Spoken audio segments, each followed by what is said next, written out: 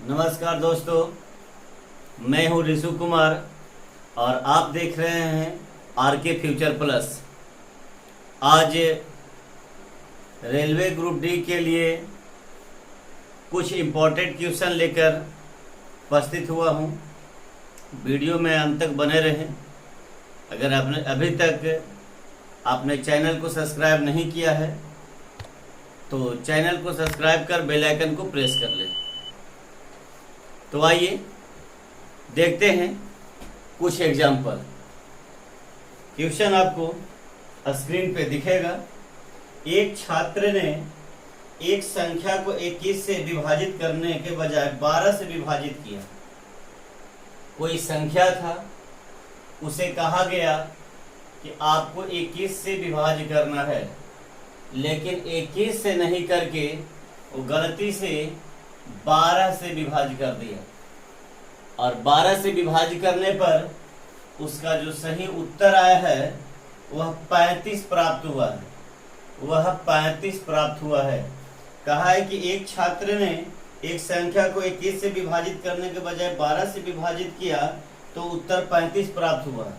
संख्या हमारा इन है। कहा था 21 से विभाजित करने के लिए, लेकिन 21 से विभाजित न करके 12 से कर दिया। तो चलिए, अगर हम छोटी संख्या से कर रहे हैं तो हमारा भागफल बड़ा होगा, अगर बड़ी संख्या से कर रहे हैं तो भागफल छोटा होगा। तो हमारा यहाँ जो संख्या प्राप्त होगा वह संख्या होगा 12 गुणा 35। लेकिन सवाल है कि सही उत्तर ज्ञात कीजिए।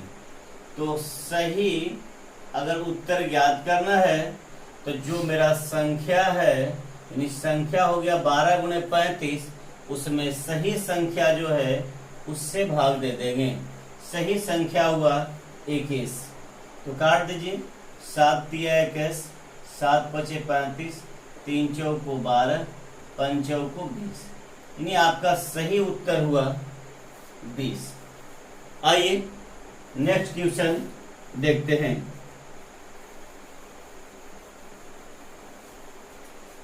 नेक्स्ट क्वेश्चन है, यदि किसी संख्या के वर्ग का अंतिम अंक 1 है तो उसके घन का अंतिम अंक कितना होगा।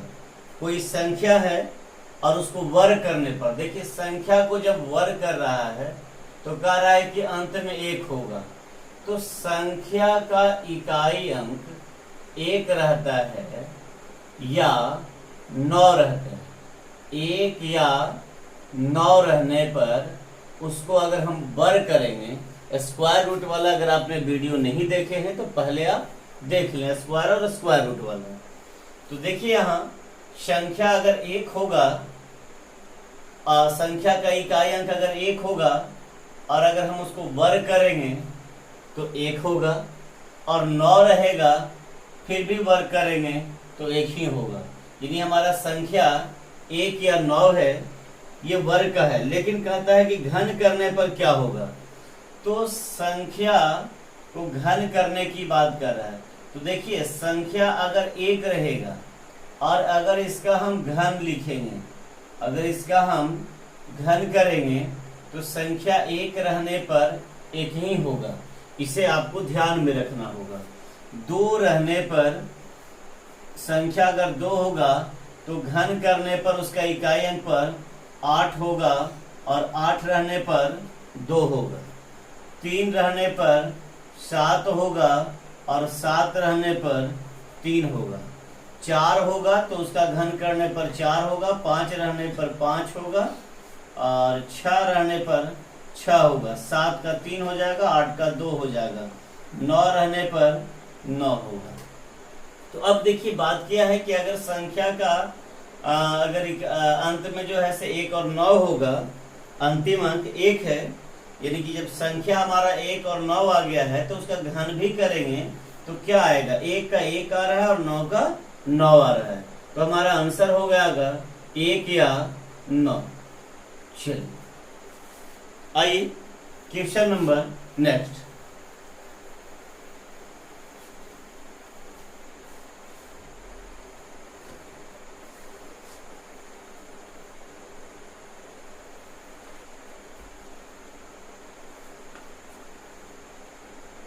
दिया गया है कि मूल्यांकन करें। मूल्यांकन करने के लिए कहा है और लिखा है 0.623 और 23 पर रेकरिंग दिया है, कहता है इसका मान ज्ञात करें। तो जब इस प्रकार से सवाल अगर आपको दिखे, जो संख्या लिखा है उसे आप पूरा पूरा लिख दें, जिस पे रेकरिंग नहीं दिया है उसे आप घटा देंगे। बट्टा में जितने संख्या पर रेकरिंग है उतना 9 लिख देंगे और जिस पे रेकरिंग नहीं है उसके बदले 0 लिख देंगे। घटा दीजिए, 13 में से 6 गया 7, यहाँ बचा 1, 617 बटा 990 आपका आंसर हुआ। तो आइए देखते हैं नेक्स्ट क्वेश्चन। आगे सवाल है 13.69 का वर्गमूल ज्ञात करें, यानी इसका आपसे वर्गमूल पूछा जा रहा है। तो वर्गमूल पूछा जा रहा है तो वर्गमूल वाले क्लास में हमने बताया भी था आपको कि सबसे पहले आप क्या करें, दशमलव को हटा दें, दशमलव के बदले 1, इसके बाद 2 अंक है, 2 0 लिख दिए। नीचे देख लीजिए कि क्या आपका शून्य जो है वो पेयर में आ रहा है कि नहीं। अगर पेयर में आ रहा है तब आपको क्या करना है कि जो इमेजिंग मेथड बताए थे उससे आप क्या करेंगे, ऊपर वर्गमूल निकाल लेंगे। तो इमेजिंग मेथड में बताए थे कि आप 2 अंक पर पेयर बना दीजिएगा। संख्या का इकाई अंक अगर 9 होगा तो वर्गमूल का इकाई अंक 3 या 7 होगा, 3 या 7 होगा। अब ये देखिए किसके किसके वर्ग के बीच में है, तो 3 का स्क्वायर, 4 का स्क्वायर, 3 का स्क्वायर और 4 के स्क्वायर के बीच में होगा। तो बाएं साइड से आपको सदैव छोटा वाला संख्या लेना है। अब दाहिनी तरफ में देखिए आपका 2 संख्या है, 3 या 7। अब इसमें से आपको कौन लेना है, इसके लिए आपको क्या करना है कि जो बाएं साइड में आपने लिया है इन दोनों को आपस में गुना करके देख लेंगे। तो 4 या 12 हुआ, लेकिन ऊपर वाला जो नंबर है वह बड़ा हो रहा है इससे, इसके गुणनफल से, तो इधर से आप ले लेंगे बड़ा वाला। तो चलिए अब बट्टा में देखिए, बट्टा में आपका 100 है तो इसका अगर वर्गमूल करेंगे तो 10 हो जाएगा, यानी आपका आंसर हुआ 3.7। ये आपका आंसर हुआ। आइए नेक्स्ट क्वेश्चन देखते हैं।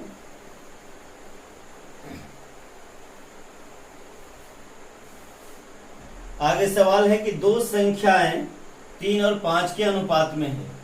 2 संख्या है, मान लिया संख्या A और B है, ये 3:5 के अनुपात में है। कहता है कि उसका एलसीएम 75 है। निश्चित राशि दिया गया है कि एलसीएम 75 है, आपको अनुपात से एलसीएम नीचे लिख देना है। निश्चित राशि का तुलना अनुपात के उसी पद से करेंगे जिस पद में निश्चित मान दिया गया है, और जिसे मालूम करना हो उसे गुणा कर देंगे। तो देखिए यहाँ कहा है निश्चित मान में एलसीएम 75 है, तो एलसीएम का तुलना एलसीएम से, एलसीएम 3 और 5 का लेंगे 15 हो जाएगा। और सवाल है कि इसका एचसीएफ ज्ञात करें।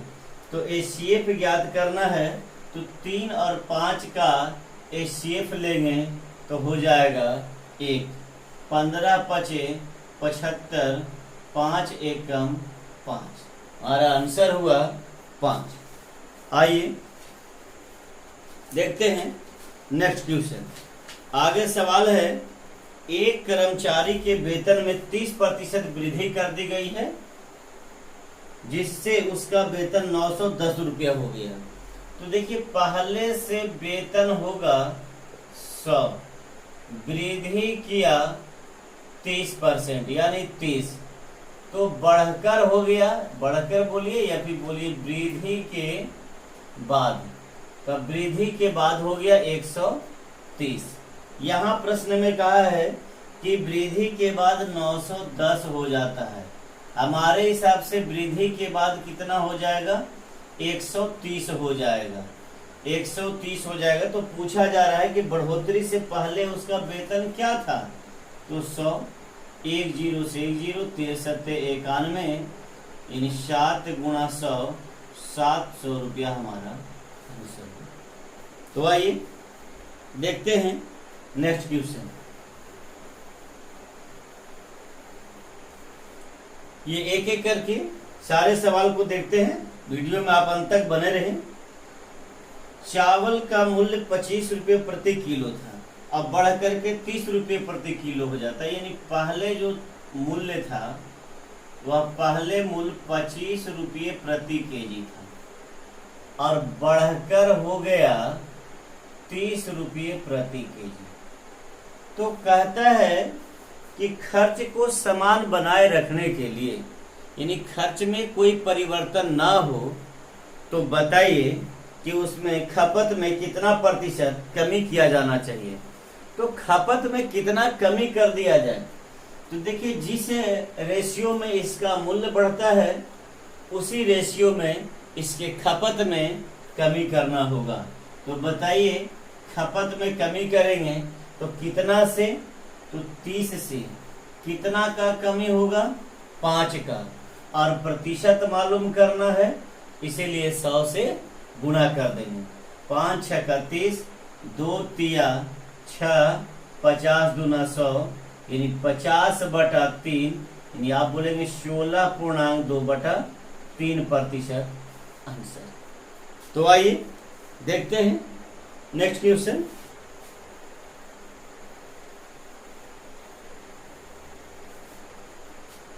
एक मोबाइल जब 6% लाभ पर बेचा जाता है तो 6% हानि पर बेचने की तुलना में 870 रुपया अधिक मिलते हैं, तो मोबाइल फोन का क्रय मूल्य बताइए। देखिए अगर हम इसको बेसिक से समझे तो बोलेंगे कि क्रय मूल्य उसका होगा 100, और अगर उसे लाभ लेकर के बेच रहा है 6% लाभ पर तो विक्रय मूल्य हो गया 106।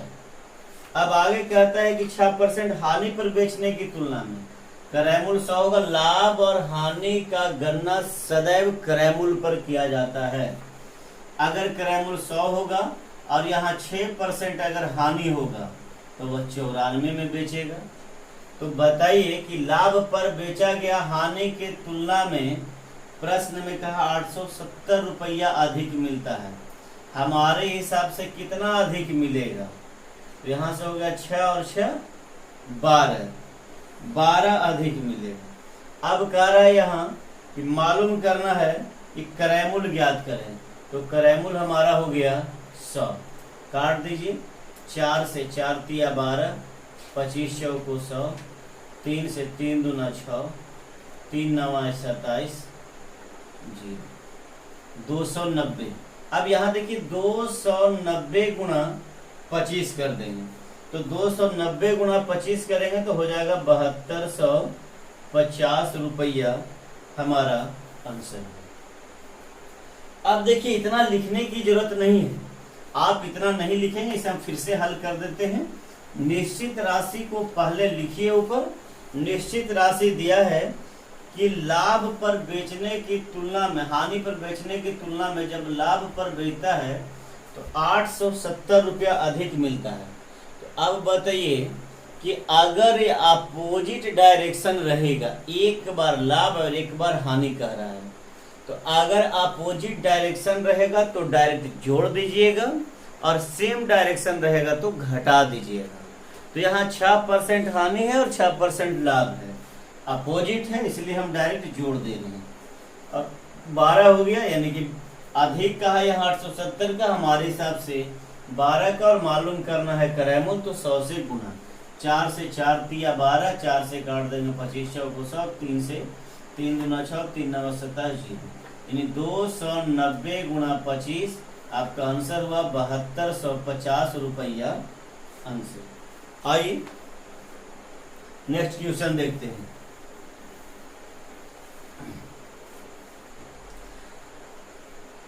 एक वस्तु को 4% तथा 10% के लाभ पर बेचने पर, यहां पर भी देखिए 3 रुपया का अंतर है, 3 रुपया का अंतर हुआ, लेकिन यहां पर कह रहा है 4% तथा 10% के लाभ पर बेचने पर। एक बार 4% का लाभ और एक बार 10% का लाभ, तो दोनों में क्या है ना, लाभ हो रहा है, तो सेम डायरेक्शन है तो घट जाएगा।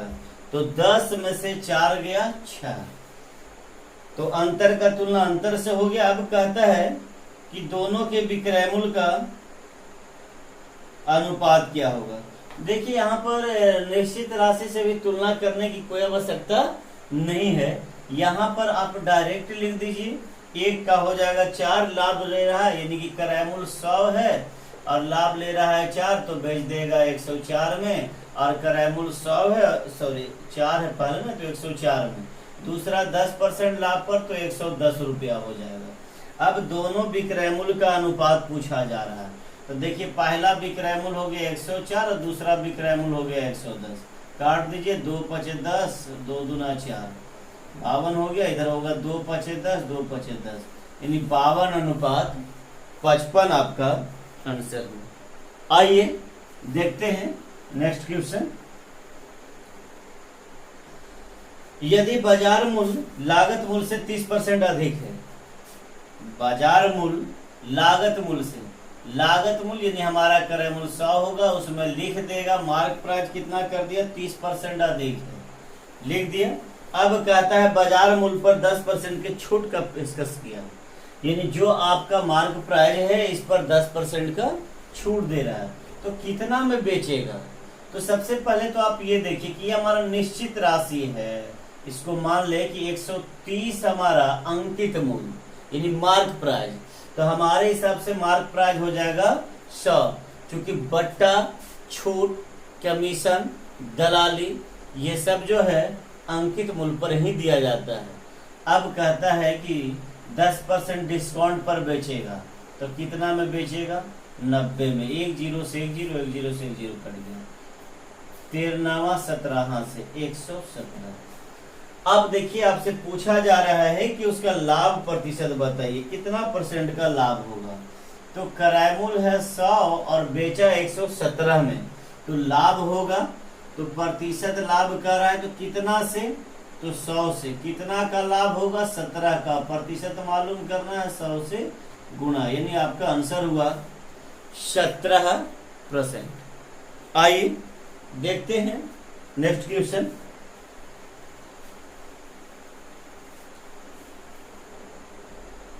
जर्मन सिल्वर में कॉपर, जिंक और निकेल का अनुपात, कॉपर, जिंक और निकेल इसका अनुपात है 4:3:2। अब कहता है कि 54 केजी की इस धातु में कितना केजी जिंक जोड़ा जाए कि यह अनुपात 2:5:1 हो जाएगा। देखिए पहले से अनुपात था 4:3:2 और अब बाद में यह अनुपात 2:1:5 हो गया। ऐसा क्यों हुआ, क्योंकि इसमें कहा कि कितना केजी जिंक मिलाया जाए, जोड़ा जाए, इसमें जिंक मिला रहा है, तो हम जिंक के ऊपर प्लस इसलिए लिखे हैं ताकि आपको ये समझ में आ जाए कि इसमें जिंक मिलाया जा रहा है। तो देखिए एक पद समान करने पर आधारित प्रश्न का कॉन्सेप्ट है। इसमें आपको ये समझना है कि दो राशि या उससे अधिक, यहाँ 3 भी है, तो 2 राशि या 2 से अधिक राशि में किसी एक में जोड़ा जाए या घटाया जाए, परिवर्तन केवल और केवल उसी में होगा जिसमें न जोड़ा जा रहा है न घटाया जा रहा है, उसमें कोई परिवर्तन नहीं होगा। तो यहाँ पर देखिए आपको इसमें जिंक में वृद्धि किया जा रहा है, तो जिंक में वृद्धि होगा, बाकी अन्य जो है ये समान होगा। तो आपको किसी एक को समान करने पर दूसरा जो है वह स्वतः ही समान हो जाएगा। ये आपको इसमें टेंशन लेने की जरूरत नहीं है, ये क्वेश्चन सेट करने वाला का जिम्मेवारी है कि वह ऐसा ही लिखेगा, और नहीं तो फिर इस प्रकार से सवाल नहीं हल होगा। तो देखिए इसमें हम किसी को भी बराबर कर देंगे, जैसे हम यहाँ बराबर कर देते हैं निकेल को, क्योंकि जिंक मिला रहा है। जैसे हम एग्जाम्पल के तौर पर आपको बताएं कि जैसे इस कक्षा में कुछ लड़के और कुछ लड़कियां बैठे हैं, अगर 10 लड़का आकर के इस कक्षा में और बैठ जाए तो बताइए कि लड़की की संख्या में कितना वृद्धि होगा।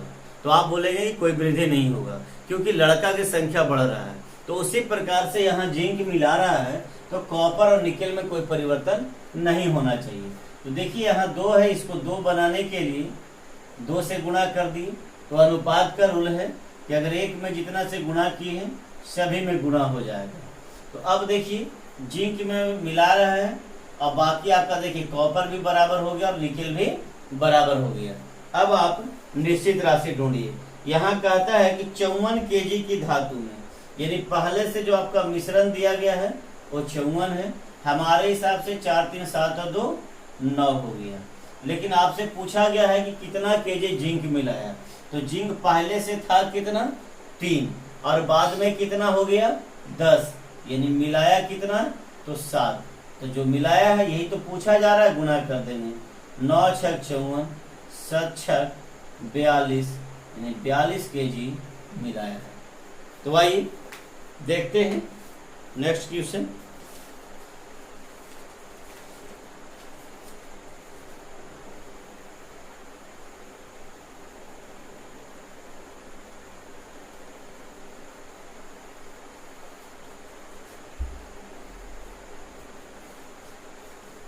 तो देखिए एक समानुपात से भी सवाल आ रहा है, यानी कि चतुर्थानुपात वाला आपसे एग्जाम में भी पूछा गया है।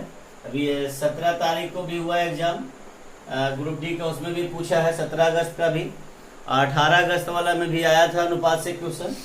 तो देखिए इसमें कह रहा है 14, 28 और 21 का चौथा अनुपात क्या होगा। यहाँ पर लिखा है चौथी अनुपात क्या होगा, कहीं लिख देगा चतुर्थानुपात क्या होगा। ये दोनों का कहने का सेम हुआ। तो देखिए इसमें 3 दिया गया है, 3 टर्म दिया गया है और एक आपसे पूछा जा रहा है, तो टोटल 4 हो गया। तो इस पे केवल और केवल ए अनुपात बी बराबर सी अनुपात डी आप इस पे रख देंगे। इस पे हम विशेष चर्चा नहीं कर रहे हैं, बस आपको ABCD है इस पे रख देना है। और इसमें जो भी दिया रहेगा वह क्रम से रहेगा और जो पूछा जा रहा है उसके बारे में आप XYZ कुछ भी मान लेंगे। तो यहाँ आपसे कहा है कि चतुर्थानुपाती ज्ञात करें, यानी डी नहीं दिया गया है, डी आपसे पूछा जा रहा है। तो इसमें जो भी दिया है वह क्रम से है, 14, 28 और 21 है, यानी पहली संख्या 14 होगा, दूसरी संख्या 28 होगा और तीसरी संख्या 21 होगा। तो जब इस प्रकार से आपको दिखे कि पहले 2 अनुपात और अंतिम 2 अनुपात बराबर या बीच में समानुपात का चिन्ह, तो ऐसे प्रश्नों को हल करने के लिए आप बराबर वाले चिन्ह या समानुपात वाले चिन्ह से नजदीक का गुणा नजदीक से और दूर का गुणा दूर से करेंगे। तो देखिए हम लिख देते हैं 14 गुना डी बराबर 28 गुना 21, 14 दूना 28, डी बराबर 21 दूना 42, यानी चतुर्थानुपाती हुआ 42। आइए देखते हैं नेक्स्ट क्वेश्चन।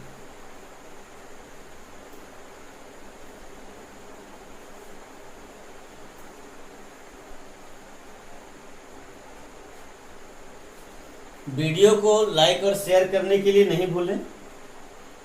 देखिए सवाल है, सुमन, साक्षी और मयंक एक साझेदारी करते हैं। 3 लोग हैं, इसमें एक है सुमन, दूसरा है साक्षी और तीसरा है मयंक।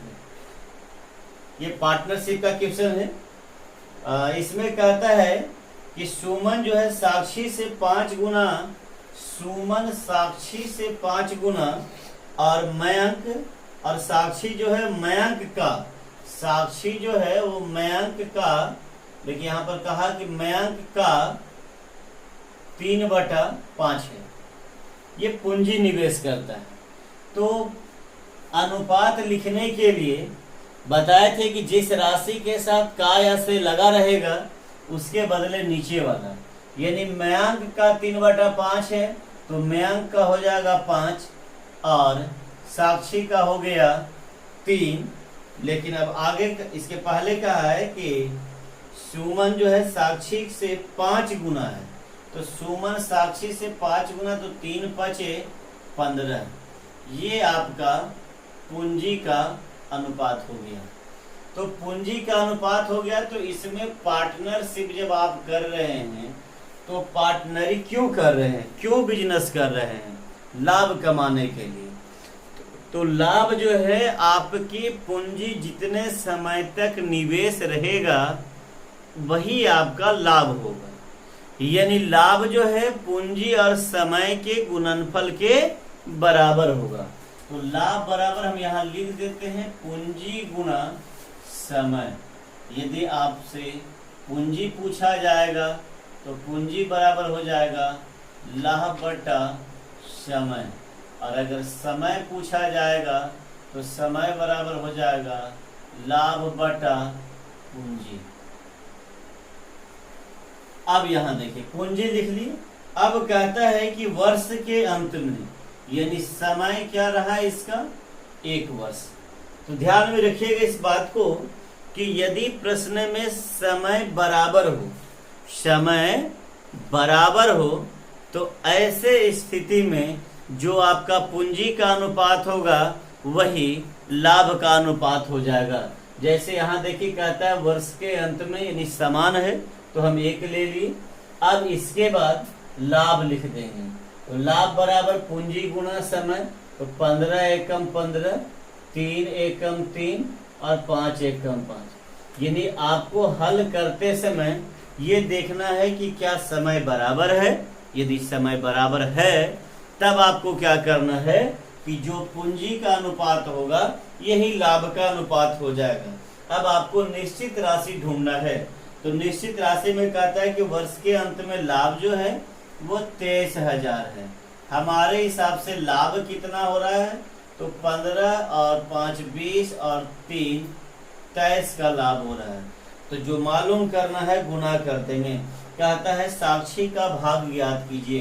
तो साक्षी का भाग है 3, 23 से कट जाएगा, 23 से कम 23, यानी आपका आंसर हुआ 3 पर आप 3 जीरो 3,000 रुपया आपका आंसर हुआ। तो आइए नेक्स्ट क्वेश्चन देखते हैं। ये आपका इंपॉर्टेंट है, इसे आप नोट कर लें।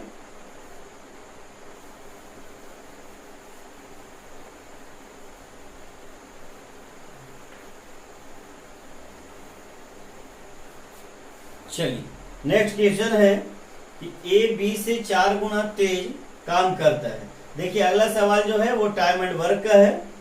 ए जो है बी से 4 गुना अधिक तेज काम करता है। 4 गुना अधिक। ए जो है बी से 4 गुना अधिक कार्य करता है, यानी ये दिया गया है क्षमता, यानी ये एफिशिएंसी दिया गया है। तो देखिए क्षमता जो है वह समय का व्युत्क्रमानुपाती होता है। यानी समय का व्युत्क्रमानुपाती होगा। यानी अगर इसका क्षमता कार्य करने का इससे 4 गुना है तो समय भी, काम भी इससे 4 गुना करेगा। तो 4 गुना जब करेगा तो समय 1/4 लेगा, यानी अपोजिट हो जाएगा। और 2 है तो डायरेक्ट आप इसे उलट करके लिख दीजिए।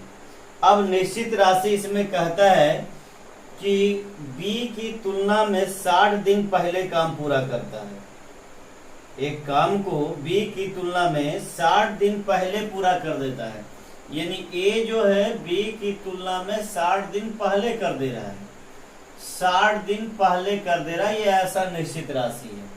हम अनुपात से कहेंगे कि ए जो है बी से 3 दिन पहले काम खत्म कर दे रहा है। अब कहता है कि दोनों मिलकर के करें तो काम कितने दिन में समाप्त होगा। तो दोनों मिल करके, तो ये गलतियां नहीं कीजिएगा यहाँ से कि 4 और 1 5 से गुना कर देंगे। नहीं, ये दोनों का एलसीएम पहले लीजिए। ये हमारा कुल काम का यूनिट हो जाएगा। कुल काम का यूनिट हो गया 4। अब देखिए कि अगर कुल काम हमारा 4 हो गया और एक दिन में करना चाहता है तो कितना काम रोज करेगा, तो आप बोलेंगे 4 काम रोज करेगा। यानी इसको भी आपको 4 बनाना, तो 4 बनाने के लिए 1 4 से गुणा, और इसको 4 बनाने के लिए 1 से गुणा। अब कहा ए और बी मिल करके, तो 4 और 1 5, दोनों मिल करके 5, तो यहाँ 5 से भाग दीजिए। अब देखिए दोनों मिल करके 4/5 इसका आंसर हो रहा है। तो 4/5 आएगा, तो 5 गुणा 3 यानी हो गया 15, और 15 चौको 60, तो 4 चौको 16 दिन आपका आंसर होगा। आइए देखते हैं नेक्स्ट क्वेश्चन।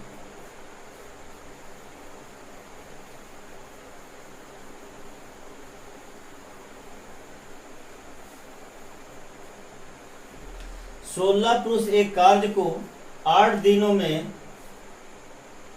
दिनों में प्रतिदिन 12 घंटे कार्य करके समाप्त करता है। इस कार्य के 3 गुना अधिक एक कार्य को 24 दिनों में प्रतिदिन 8 घंटे कार्य करके समाप्त करने के लिए कितने पुरुषों की आवश्यकता होगी।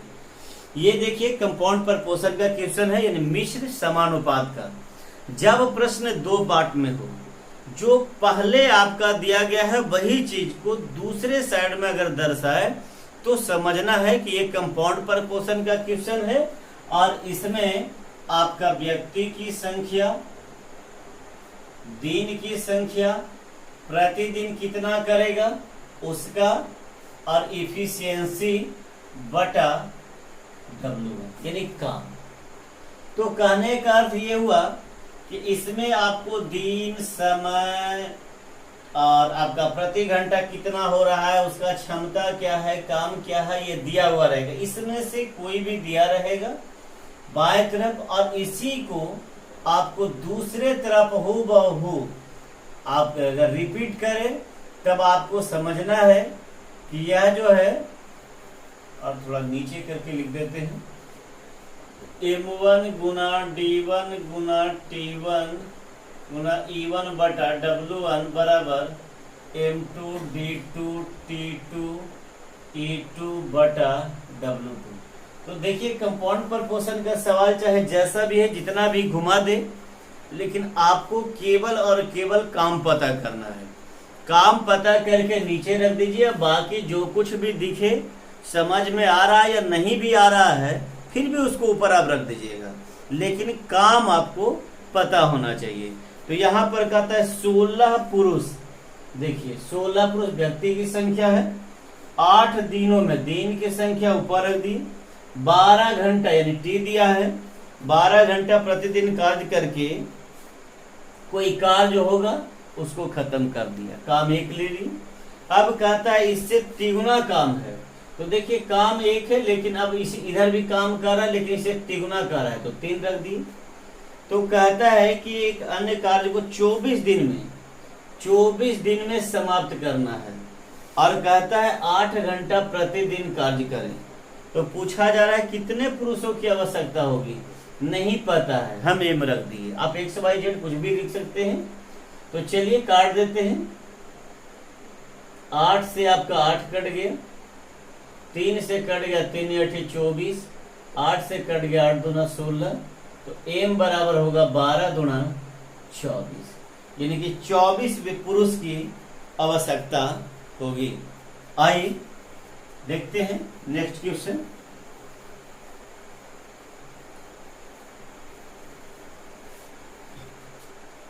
आगे सवाल है कि 2 बर्तन है, मान लीजिए कि बर्तन हमारा ये पहला है, ये दूसरा बर्तन है, और दोनों बर्तन में दूध और पानी का अनुपात दिया गया है। दूध और पानी का अनुपात दिया गया, पहला में 2:3 है और दूसरा में 3:7 है। अब कहता है दोनों को एक ही बर्तन में मिला दीजिए। तो दोनों को जब एक बर्तन में मिला दीजिएगा तो नया मिश्रण में दूध और पानी का अनुपात क्या होगा। तो इसको लिखने की जरूरत नहीं है, डायरेक्ट आप लिख लेंगे, ये प्रश्न में लिखा हुआ रहेगा। तो बताइए पहले बर्तन से दूध अलग कर लीजिए। तो पहला बर्तन में कुल मिश्रण हो जाएगा 3 और 2 5, जिसमें दूध कितना है तो 2। अब इसमें से भी दूध ले लीजिए, कुल कितना हो गया तो 10, और इसमें दूध कितना है 3, दोनों को जोड़ देंगे। अब पानी को अलग कर लीजिए। तो पहला में कुल हो गया 5, पानी हो गया 3, दूसरा में कुल हो गया 10 और पानी हो गया 7। अब देखिए यहाँ से हल कर दीजिए, एलसीएम लीजिएगा तो ये 10 हो जाएगा। 10 बनाने के लिए 2 से ऊपर 2 से 4, और ये 10 है और ऊपर 3 हो जाएगा, तो ये हो जाएगा 4 और 3 7। अब आगे बढ़ते हैं, इधर एलसीएम होगा, यहाँ भी हो जाएगा 10। 10 बनाने के लिए 2 से, तो 3 दूना 6, तो 6 और 7 कितना हो गया 13। नीचे बराबर है, कट गया, यानी कि आपका आंसर होगा 7:, मिस्टेक तो नहीं होगा। चलिए इसको एक बार फिर से देख लेते हैं। एलसीएम लिए 10, 10 बनाने के लिए 2 से, तो 2 दूना 4, प्लस में अब यहाँ देखिए ये 10 है, तो 10 बनाने के लिए 1 से ऊपर 1 से, तो ये हो जाएगा आपका 3, 2 3 3 7, रेशियो सही लिखे ना, 2 3, तो रेशियो ही गलत लिखा गया, यहाँ पर 3 7 है, इसीलिए मिस्टेक हो रहा है, 3 7 है। तो देखिए इसको फिर से लिख लेते हैं। तो हमारा कुल मिश्रण हो गया 5, जिसमें दूध हो गया 2, इसमें से लीजिए कुल मिश्रण हमारा हो गया 10, जिसमें दूध है 3। अब देखिए कुल मिश्रण है यहाँ 5 और जिसमें पानी हो गया 3, यहाँ कुल मिश्रण है 10 जिसमें पानी हो गया 7। एलसीएम लीजिए, 10 हो जाएगा, 10 बनाने के लिए 2 से, ऊपर 2 से 2 दूना 4, यहाँ 10 बनाने के लिए 1 से, और ऊपर जो है से आपका,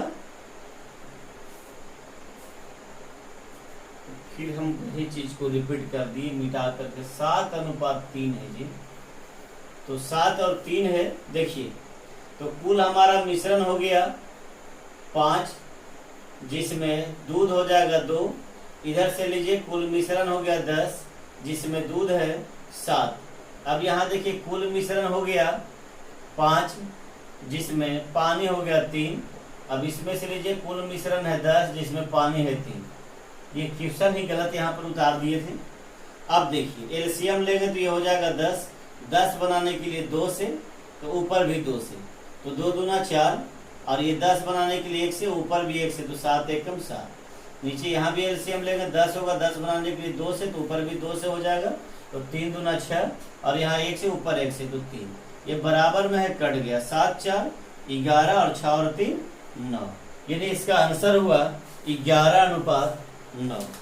तो आइए देखते हैं नेक्स्ट क्वेश्चन।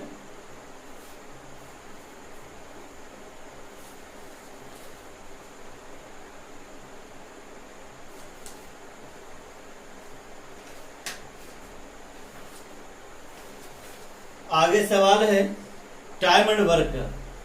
तो देखिए टाइम एंड वर्क में किस प्रकार से हल करते हैं सवाल को। कहता है कि पाइप ए जो है वो 8 घंटा में भर देता है, और पाइप बी जो है वो P घंटा में भरता है, और इसमें सी जो है वह 24 घंटा में भरता है, 24 घंटा में भरता है। कहता है तीनों को एक साथ खुला रखता है, यानी ए को भी खोल दे, बी को भी खोल दे, और सी को खोल दे, तो ये 2.4 यानी 2.4 घंटा में भर जाता है। तो P का मान ज्ञात करना है। तो P का मान ज्ञात करना यानी कहने का अर्थ हुआ है कि इसमें B कितना समय लेगा अगर अकेला भरेगा तो अब बताइए, ये पूछा जा रहा है, तब आपको क्या करना है कि 2.4, 24 और 8 इसका एलसीएम ले लेंगे और आपका कुल काम हो जाएगा। तो देखिए 8, 24 और 2.4, अगर आप इसका एलसीएम लेते हैं तो एलसीएम हो जाएगा 24। अगर एलसीएम लेने में किसी को दिक्कत है तो कमेंट में लिखिएगा। तो देखिए यहाँ 8 है और 24 है और 2.4 है, तो ये हटा देंगे ना तो बट्टा में 10 हो जाएगा, तो ये भिन्न में आ जाएगा। तो भिन्न का अगर एलसीएम निकालना है तो ऊपर वाला का एलसीएम और नीचे वाला का एलसीएम, तो ऊपर हो गया 24, 24 और 8, तो 24, 24, 8 का एलसीएम 24 हो गया। अब नीचे यहाँ पर हो जाएगा 10, और इसमें 1 है, इसके नीचे 1 है, तो 10, 1, 1 का एलसीएम हो जाएगा 1। तो अब यहाँ पर देखिए 24 लिख लिए। अब देखिए यहाँ पर अगर ये 8 घंटा में करता है और काम अगर 24 है, तो रोजाना कितना करना पड़ेगा, 8 घंटा में करना, तो 1 घंटा में कितना करेगा, यानी कि इसको 24 बनाने के लिए आपको 3 से गुना, इसको 24 बनाने के लिए आपको 1 से गुना, और इसको 24 बनाने के लिए आपको 10 से गुना करना पड़ेगा, क्योंकि दशमलव हटेगा तो बट्टा में 10 और 10 से 10 कट जाएगा।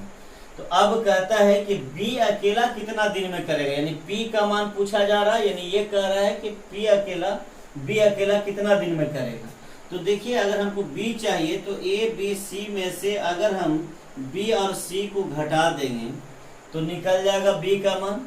तो देखिए ए करता है 3 काम और सी करता है 1 काम, तो 3 और 1 4, तो 4 से भाग दे देंगे, 4 6 24, यानी हमारा पी का जो मान होगा वह होगा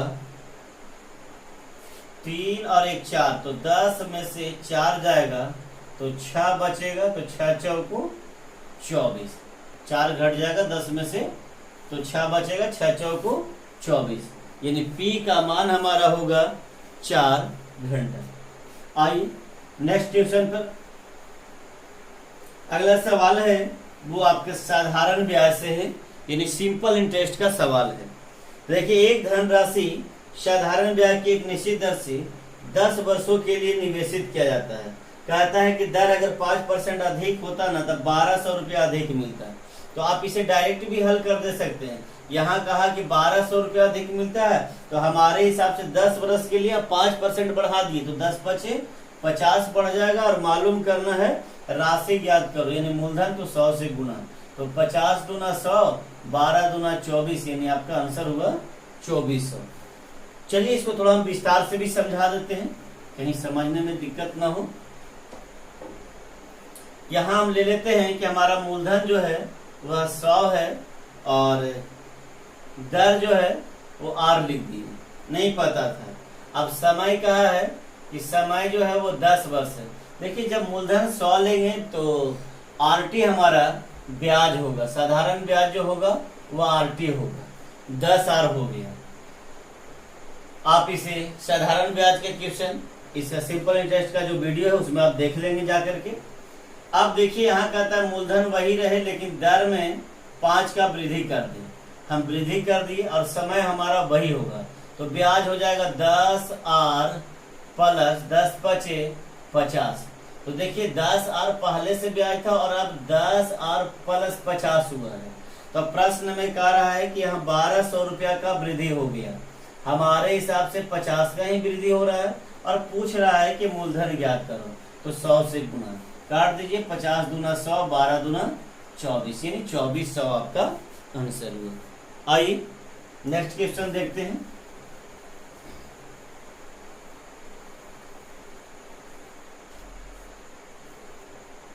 अगला सवाल भी आपका सिंपल इंटरेस्ट से ही है। कहता है कि एक राशि 7 वर्षों में 4 गुना हो जाता है, तो कितने समय में यह साधारण ब्याज की दर से 16 गुने हो जाएगा। अगर ऐसा सवाल है तो आप बेसिक से भी बना सकते हैं, या तो डायरेक्ट भी लिख सकते हैं कि जो समय दिया रहेगा और जो भी आपको गुणा में कर रहा है उसमें एक कम करके दूसरा समय दिया, यहाँ भी दूसरा जो गुणा देगा उसमें भी आपको एक कम कर देना है। तो अब यहाँ पर देखिए लिखा है कि 7 वर्षों में 4 गुनी, 7 वर्षों में 4 गुनी, तो 4 में से 1 गया तो हो जाएगा 3। अब आगे कहता है कि कितने समय में, नहीं पता है तो टी रहने देते हैं। अब दूसरा कहता है 16 गुनी हो जाएगा, तो 16 में से 1 गया तो 15, 3 पचे 15, यानी कि टी बराबर 7 पचे 35 वर्ष आपका आंसर हुआ। तो आइए नेक्स्ट क्वेश्चन देखते हैं।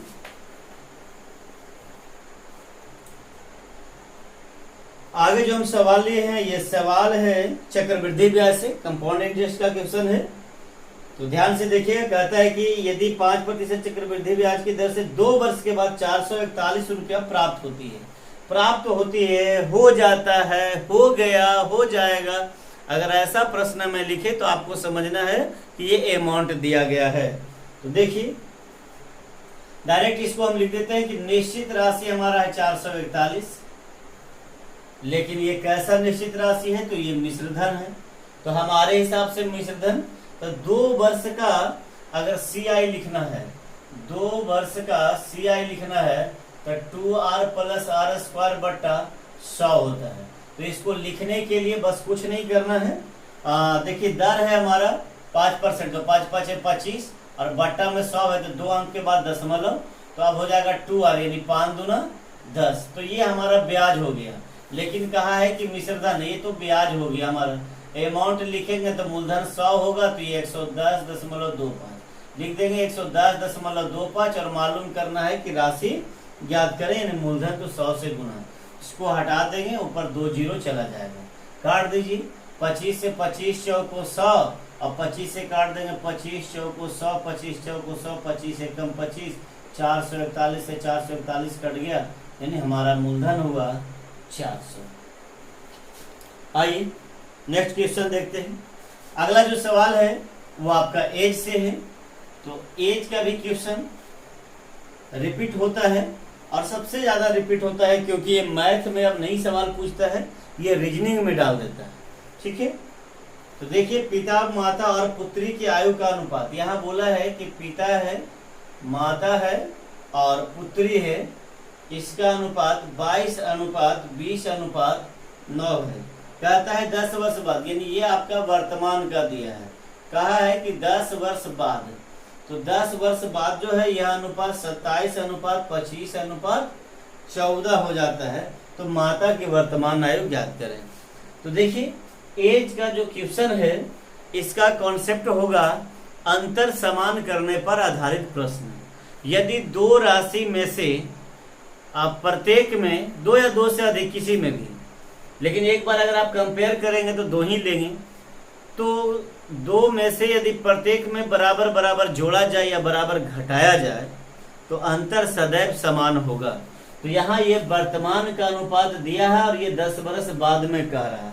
तो अब ये बताइए कि 10 वर्ष बाद यानी कि पिता का उम्र में भी 10 का वृद्धि, माता की उम्र में भी 10 का वृद्धि और पुत्री की उम्र में भी 10 का वृद्धि होगा। तो अब बताइए कि प्रत्येक में बराबर जोड़ा जा रहा है, तो यहाँ भी वृद्धि होना चाहिए अनुपात से बराबर। 9, 5, 14, 5 का वृद्धि, 20 और 5, 25, 5 का वृद्धि, 22 और 5, 27, 5 का वृद्धि। चलिए यहाँ भी बराबर हो रहा है। अगर नहीं होता तो हम अंतर समान कर लेते, लेकिन यहाँ हो रहा है। तो अब देखिए यहाँ कहा प्रत्येक में 10 का वृद्धि हुआ, हमारे हिसाब से 5 का वृद्धि हो गया। अब पूछा जा रहा है प्रश्न में कि माता का वर्तमान आयु ज्ञात कीजिए। तो वर्तमान में माता का कितना है, तो 20 है। तो आपका हो गया 5 दूना 10 यानी 20 दूना 40 वर्ष हुआ हमसे। आइए नेक्स्ट क्वेश्चन देखते हैं।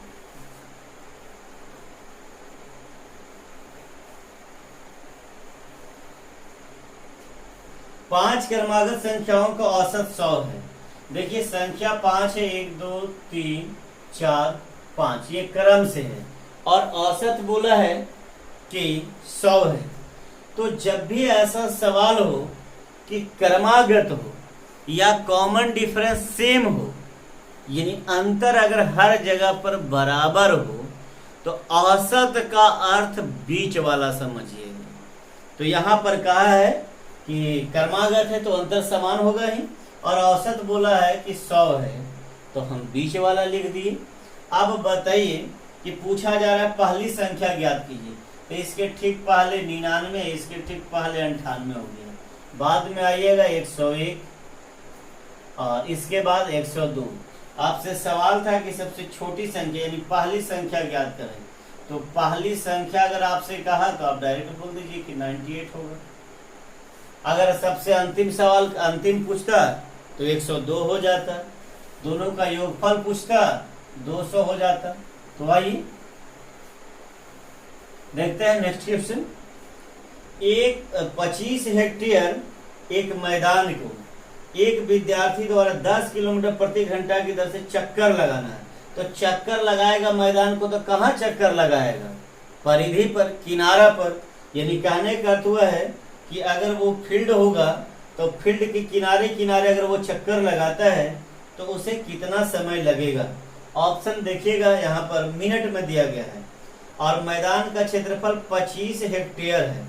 मैदान का क्षेत्रफल है जो 25 हेक्टेयर है। तो सबसे पहले हम इसको लिख लेते हैं कि 1 हेक्टेयर बराबर जो होता है वह होता है 10,000 मीटर स्क्वायर। लेकिन यहाँ कहा है कि 25 हेक्टेयर उसका एरिया है, तो इसको 25 बनाने के लिए 25 से, तो इधर भी 25 से गुना हो जाएगा। तो आपका 25 हेक्टेयर का हो जाएगा 25 पे 40, इतना मीटर स्क्वायर। ये क्षेत्रफल हो गया। अब हेक्टेयर में जो आपका क्षेत्रफल था वो हेक्टेयर हम मीटर स्क्वायर में लिया है। अब मीटर स्क्वायर में लिया है तो देखिए तो यहाँ पर 0 जो है 2 के पेयर में भी आ रहा है और ये भी वर्गमूल निकल जा रहा है। तो आपको ऐसा लग रहा है कि ये वर्गाकार होगा। तो वर्गाकार होगा तो देखिए वर्गाकार होगा तो इसको हम बोलेंगे 5 का स्क्वायर 25 और 2 0 यानी 500 गुना 500, ऐसे लिख देंगे मीटर स्क्वायर। तो ये वर्गाकार का होगा तो वर्ग का क्षेत्रफल बराबर भुजा स्क्वायर, यानी ए बराबर जब यहाँ से स्क्वायर हटेगा तो इस पे स्क्वायर रूट हो जाएगा। तो स्क्वायर रूट हो जाएगा तो ए वो हमारा 500 बाहर हो गया, यानी हमारा भुजा जो हो गया मैदान का वह 500 मीटर हो गया। तो परिमाप इसका ज्ञात कर लेते हैं। तो परिमाप बराबर हो जाएगा 4 गुना भुजा, तो 4 गुना भुजा हमारा हो गया 500, यानी हमारा 2000 मीटर हो गया। अब आपसे पूछा जा रहा है कि समय ज्ञात करें, तो समय बराबर क्या होगा, दूरी बटा चाल। तो दूरी हमारा हो गया 2000 और चाल प्रश्न में दिया गया है कि 10 किलोमीटर प्रति घंटा हो, 10 किलोमीटर प्रति घंटा हो। तो 10 किलोमीटर है, तो इसे मीटर में चेंज करने के लिए 1000 से गुना कर दिया, अब ये मीटर में हो गया। लेकिन अब कह रहा है ये मीटर में और ये मीटर में, लेकिन ये इतना मीटर प्रति मिनट, तो ये घंटा में था तो मिनट में बदलने के लिए 60 से भाग दे दिए। तो चलिए लिख लेते हैं एक बार फिर से कि 2000 बटा नीचे आपके इस पर 4 जीरो हो जाएगा और 60 ऊपर चला जाएगा। तो 4 जीरो से 4 जीरो कट गया, यानी 6 दूना 12 मिनट आंसर हुआ। आइए आगे जो सवाल है वह बोट एंड स्ट्रीम का है, मिटा देते हैं इसे। तो बोट एंड स्ट्रीम का सवाल है, देखिए उसमें क्या आपसे पूछा जा रहा है। कहता है कि एक नाव जो है वो धारा के दिशा में, तो धारा के दिशा में जाएगा तो नाव होगा ए और धारा होगा बी मान लिए, नाव को ए मान लिए, धारा को बी मान लिए। तो जब धारा के दिशा में जाएगा तो दोनों का चाल जुट जाएगा।